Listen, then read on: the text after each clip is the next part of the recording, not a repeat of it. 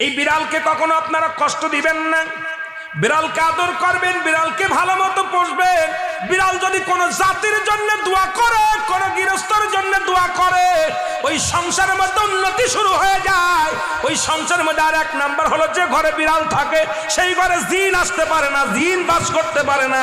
আর একটা ঘোষণা শুনেন, নবীজি বলে গেছেন, যে ঘরের মধ্যে বিড়াল ছানা বাস করে ওই ঘরের মধ্যে জিন জাতি প্রবেশ করতে পারে না। তাহলে ছোট ছোট মাসুম বাচ্চাগুলো যে ঘরের মধ্যে থাকে, মুসলমান অনেক সময় জিনের আশ্রয় পড়ে যায়, অনেক সময় জিনে আসর করে, ওই ঘরের মধ্যে জিনে আসর করে।